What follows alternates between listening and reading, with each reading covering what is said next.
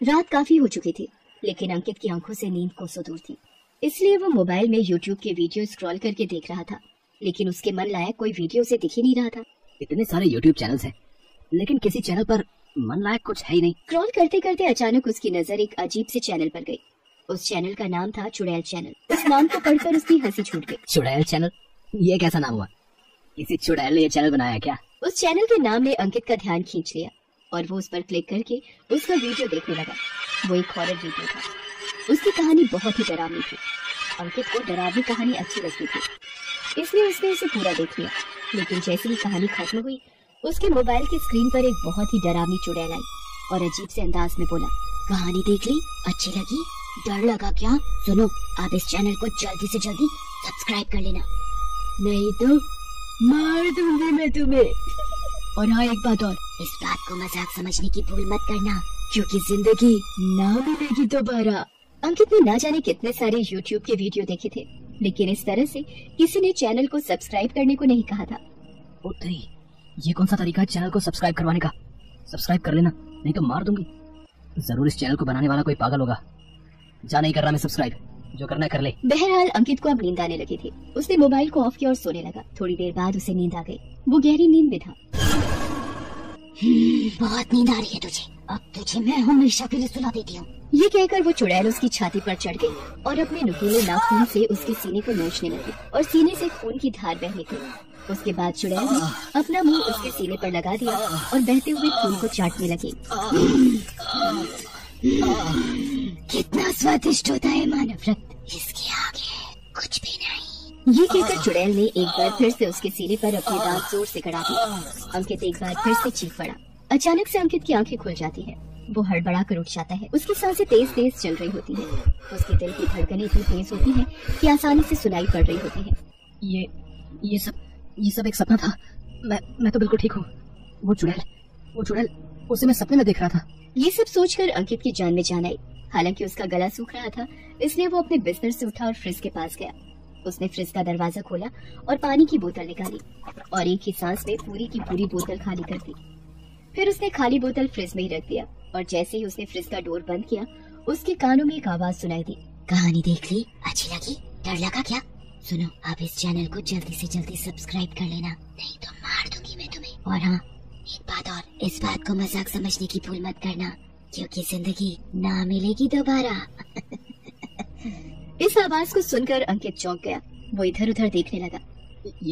ये तो उसी चुड़ैल की आवाज है जो YouTube के चैनल को सब्सक्राइब करने के लिए कह रही थी, लेकिन उसकी आवाज यहाँ कैसे आ रही है? वो फिर इधर उधर देखता है, लेकिन उसे कोई भी नहीं दिखाई देता है। ये क्या हो रहा है मुझे? मैं सोता हूँ तो वो चुड़ैल दिखती है और जाग रहा हूँ तो भी उसी चुड़ैल की आवाज कानों में गूंज रही है। ये क्या हो रहा है मुझे? तभी अंकित के कानों में चुड़ैल की हंसी की आवाज सुनाई देती है।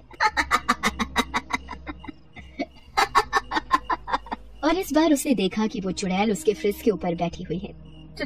चुड़ैल, बचाओ मुझे, बचाओ। तुझे कहा था ना, मैंने कहा था ना कि मेरा चैनल सब्सक्राइब करो, नहीं तो मार दूंगी मैं तुझे। बोल, कहा था ना? कहा था। तो फिर किया क्यों नहीं? गलती हो गई मुझसे, मैं अभी सब्सक्राइब कर लेता हूँ। उसकी बात सुनकर चुड़ैल फिर से हंसने लगी और उसे जोरदार लात मारी और कहा, मैंने कहा था ना, जिंदगी ना मिलेगी दोबारा। उसके बाद वो चुड़ैल उसके ऊपर कूद गई और पल में ही उसके शरीर के टुकड़े टुकड़े कर दिए।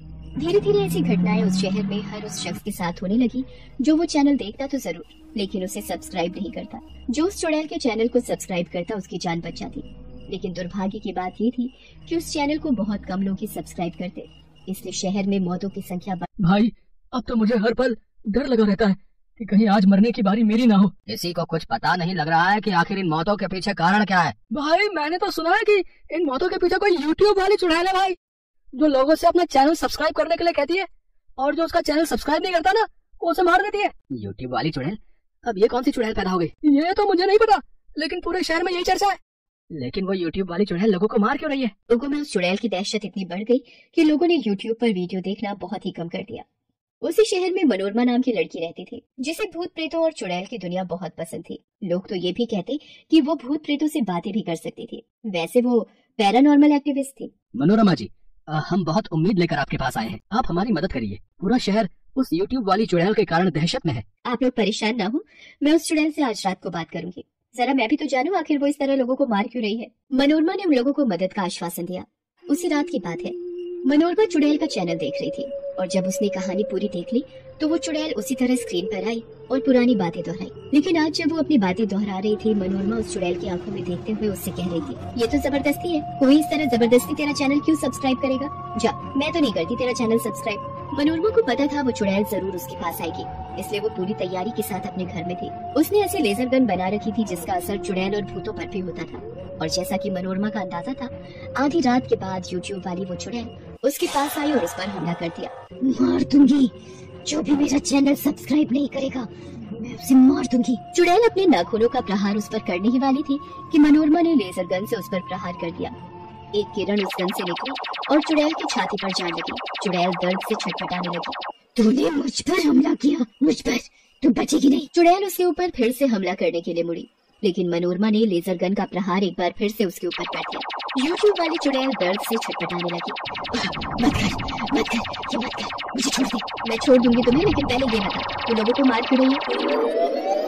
यूट्यूब वाली चुड़ैल का नाम नंदिनी था। वो बहुत ही गरीब लड़की थी और शहर के कॉलेज में पढ़ती थी, लेकिन वो सभी के बीच बहुत फेमस थी। और उसके फेमस होने का कारण था उसका जादू। उसे जादू के बहुत सारे ट्रिक्स आते थे।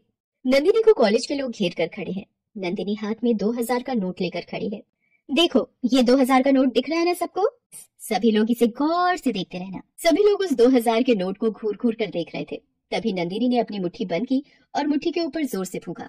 और इस बार जब उसने मुट्ठी खोली तो उसके हाथों में एक बहुत महंगा सा मोबाइल था। ओह माय गॉड, ये मोबाइल कहाँ से आ गया? जादू से। सभी लोग नंदिनी के जादू को देखकर शॉक्ड रह गए। नंदिनी के जादू का उसका पूरा कॉलेज लोहा मानता था। ये देखकर नंदिनी के कुछ दोस्तों ने उसे अपना यूट्यूब चैनल खोलने की सलाह दी, ताकि उसका जादू सिर्फ कॉलेज के कैंपस तक ही सीमित न रह जाए, बल्कि पूरी दुनिया में फैले। ठीक है दोस्तों, तुम लोग कह रहे हो तो मैं अपना चैनल शुरू कर देती हूँ, लेकिन तुम लोग मेरा साथ कभी छोड़ना मत। नंदिनी ने अपना चैनल शुरू कर दिया। कुछ ही दिनों में उसका चैनल सुपरहिट हो गया। वो जो कुछ भी अपने चैनल पर दिखाती वो सब वायरल हो जाता। धीरे धीरे उसके कई मिलियन सब्सक्राइबर हो गए। उसका काफी नाम हो गया और साथ साथ पैसे भी आ गए। ये सब उसी के कॉलेज के उसके कुछ दोस्तों समीर, गगन, आकांक्षा और प्रीति को पसंद नहीं आया। आजकल उस नंदिनी के पांव तो जमीन पर ही नहीं पड़ते। खुद को तो बहुत ही बड़ी सेलिब्रिटी समझने लगी है। सेलिब्रिटी माय फुट, उसके जैसे कितने आए और कितने चले गए। ये यूट्यूब भी ना बकवास चीज है। उस 2 टके की लड़की को स्टार बना दिया। अरे उससे कहीं अच्छी तो मेरे घर की नौकरानी है।